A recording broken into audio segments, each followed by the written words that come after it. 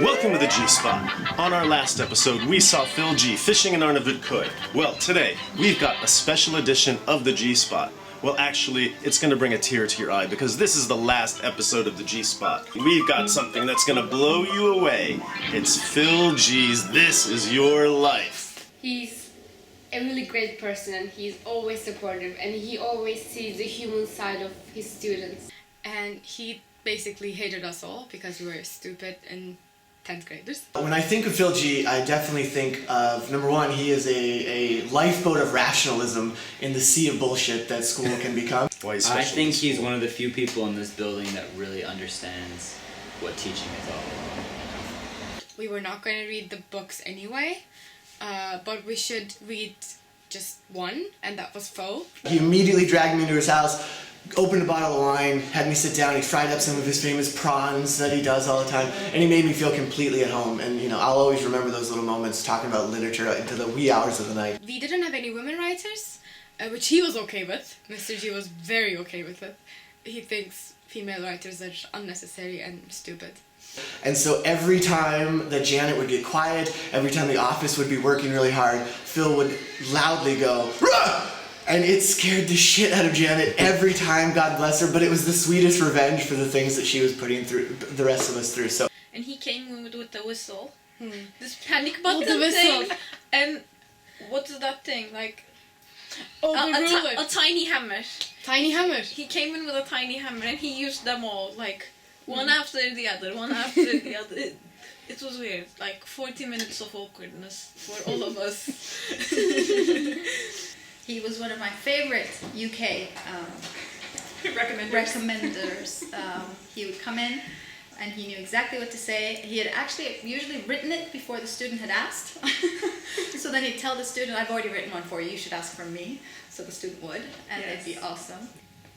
His wealth of knowledge about the strangest things and about anything and everything. And no matter what we were studying when I was teaching with him, if we needed any kind of background material, or you'd say, "Oh, we should find out about this," or find an article about, "Oh, I have it," and he'd open up one of his binders, it would always be color-coded. I'll always remember him for his markers. Because I think he has all the components that you need. He's overly prepared, although he pretends that he's not prepared. He sees every class as an opportunity that you have to work within that moment. You can't come in and try to force the moment. You have to adapt to the moment. And he has just really good relationships with people, and he doesn't hold a grudge. Another thing that I'll remember about him is for a teacher who was so well prepared, whose students loved him, and whose classes were so good, he was absolutely terrified when somebody came into the room. He was monumentally uncomfortable. You remember Janet, but we went to her place in New Mexico to bring cats. And I brought a letter that was sent to Mr. G in Janet's address. Phil will remind me of colors. And those socks. He was the color of our school. He is. Phil, I've never had anyone look at me as seriously as you did once you found out my astrological sign and follow that up with, "That's why I knew I had to look out for you." Then I had to look up my own horoscope and what it meant and why people should be scared of me. But I greatly enjoyed our conversations about why Tauruses are the ones you have to look out for, and it's made me see myself in a whole new light. I'll never forget, I had just given birth to my daughter Sibel. It's right here, can you see her? And I was in the hospital, and Phil actually came to the hospital to visit, and he handed me this packet, and he's like, "Here, I think you better read this." So I had some time, you know, while Sibby was sleeping, and I opened up the packet, and it's a whole thing about Aries and children who are Aries.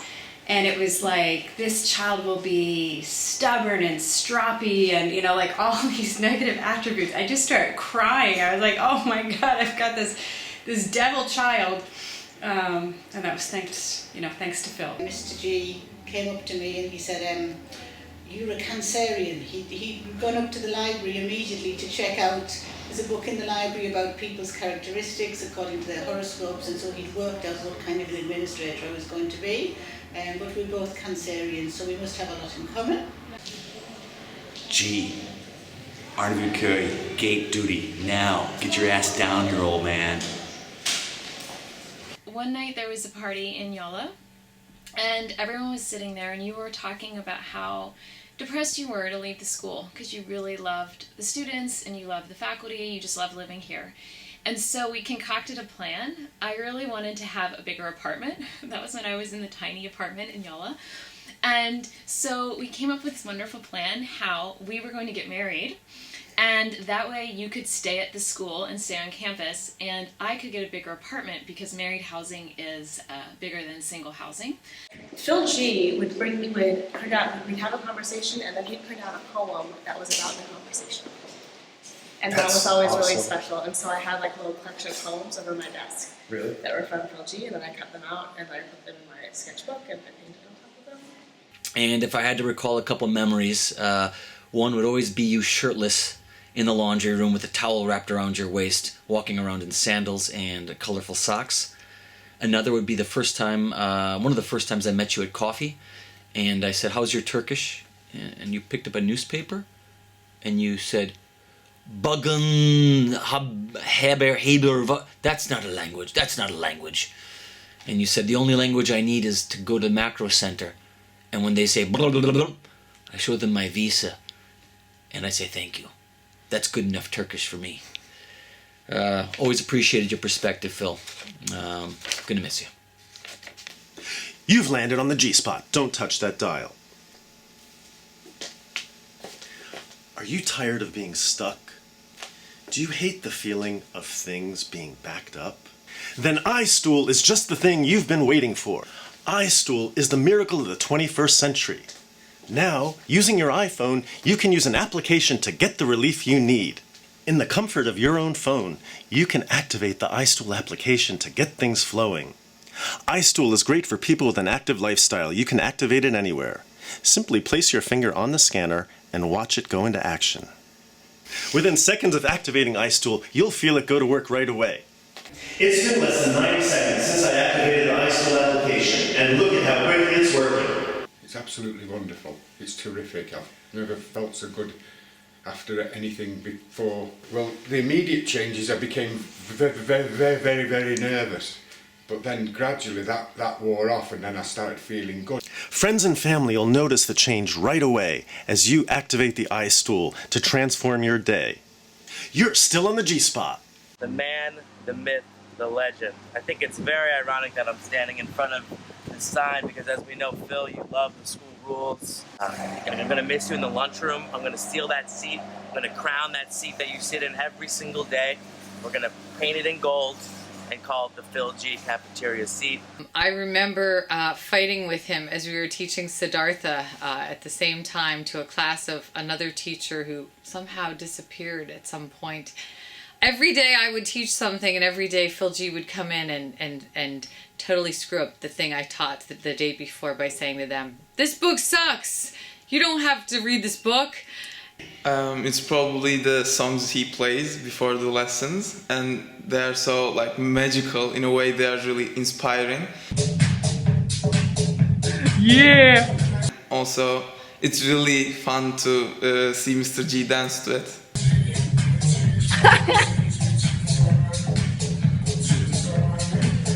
He is a much-loved teacher. I've always speculated why. I think it's because he's an eternal teenager himself who never ages, and that the students are attracted to that aspect of him.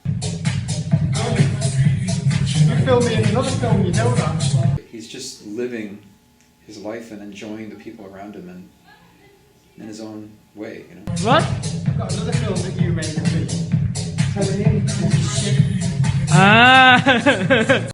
He's got everything going on. He's got the good tie, he's got the good socks, he's got the good brain. I will say, alas, poor Phil, I knew him, Horatio, a man of infinite candor. If you wanted to know how Phil really felt about a book, all you had to do was ask him, and be prepared to hear the word shite. And what a generous man, going out to Sultan Ahmet, and one day I saw something that I really liked hanging in a window, and he bought it for me for Christmas, and I was very touched. He's been generous with my children. He entertains us without even, sometimes he doesn't even, sometimes he'll go an entire meeting without saying one word. But somehow, I still think that he has these moments where you just know, I'm always curious what he's thinking, I guess, more than anything else. But I do remember that he had a small party once, and he was just sitting in his chair most of the time and letting other people have a good time. So I was always impressed with he wants people to just be themselves. For sure. And one thing I've noticed was that he always takes notes, and he always draws some weird clouds and writes down everything that every single person says. Even though it's completely nonsense, he writes everything down. Most of all, probably it is the fact that you create the most amazing diagrams to visual organizers for things. From your own notes to the notes you give to students, you've left them around Woods 101 every once in a while, and those alone intrigue me and make me want to attend your class. Phil G is a best friend in my school in Robert College. He's always smile, he's always positive behavior. He's always gave a support for us. We will never forget him. Yeah, he's just like, yeah, Mr. G. And he's just so cute. Like, he greets everyone with his happy face, and I adore him. Phil G is very special friend for me. She's a very strong English teacher. I have observed him in class and outside, and I'm very glad, and I wrote this note to his Facebook that our roads intersected and we met each other, we became friends, and now we are retiring in the same year. Phil G.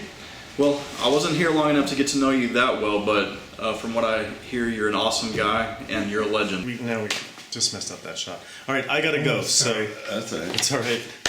I got one more thing I need to. And honestly, I gotta say, I don't know what I'm gonna do without him next year here. And as I said before, I know a lot of students feel the same way, but there's a saying, it's silly, but it's leave 'em wanting more, less is more.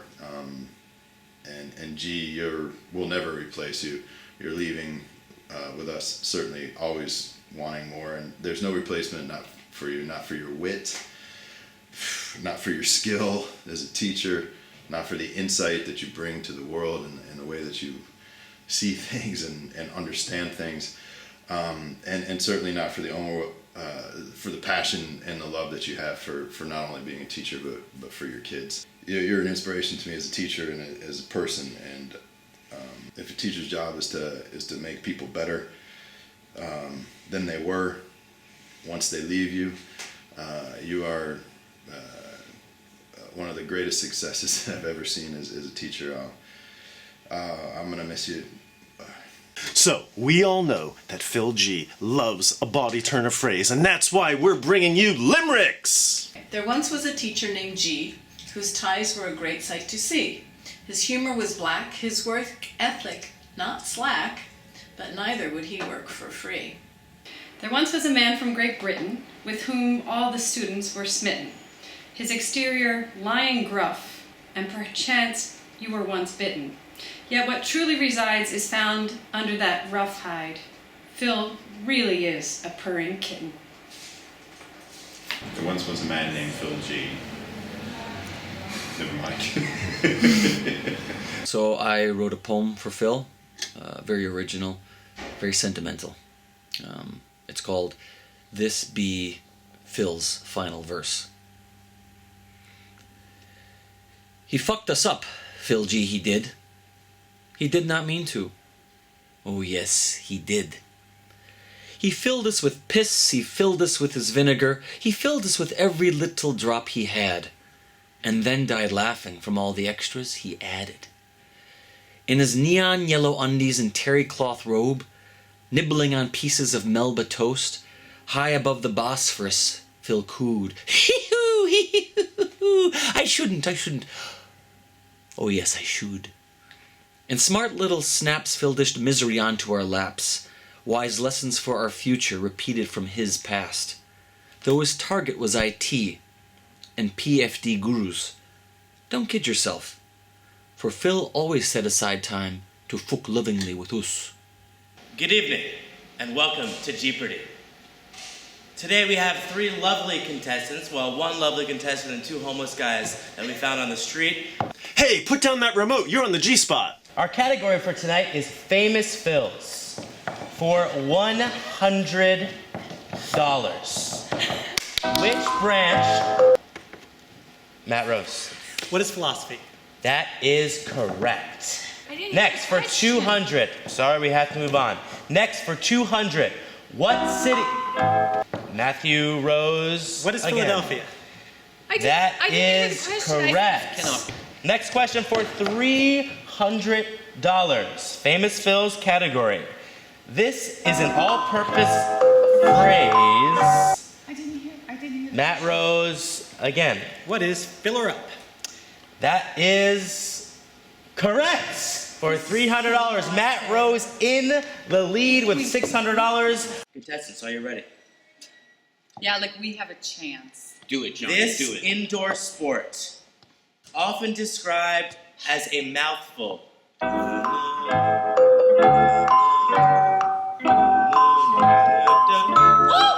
you say a mouthful? I did indeed. I know this Better one. answer. I know this one. For the win. Felicia! Ding, ding, ding. Hi G, I just wanted to say that I'm really happy that I got to be your neighbor. I feel very privileged, even though I never got to have your famous prawn curry. Yeah, I wish you were staying longer and Yala's not going to be the same. You will be missed, so please keep in touch. And that's all I gotta say. You're awesome. You will be missed. Good luck in your next pursuit. Bye. So thank you, Mr. G, for helping me find Sigur Rós. Bye. Hi Philip, I will miss your ties and belts. I'm looking for such kind of things, but I cannot find near here. Where do you buy those things? I'm going to miss him a great deal. We will miss you. Please keep in touch. Take care. I wish him all the happiness and good health that he deserves in his retirement. Well-deserved retirement. It was good. He was the best teacher I've had in Robert College. Phil G, you're in my heart forever. You're my father, my friend, my mentor, my companion, and wild and crazy, fun-filled guy. Much love to you. Stay gold, pony boy. I'll be thinking of you forever. Mwah. I'm gonna miss you more than I can tell you. I love you, and I wish you all the greatest luck in the world. Take care, bro.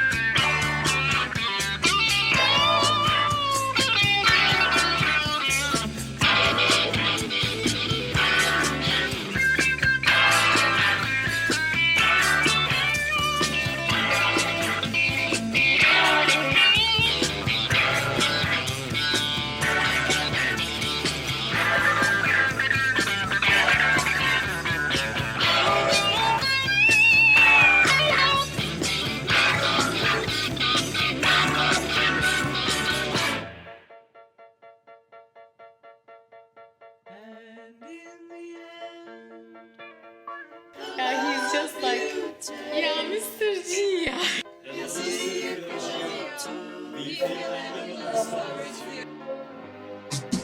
may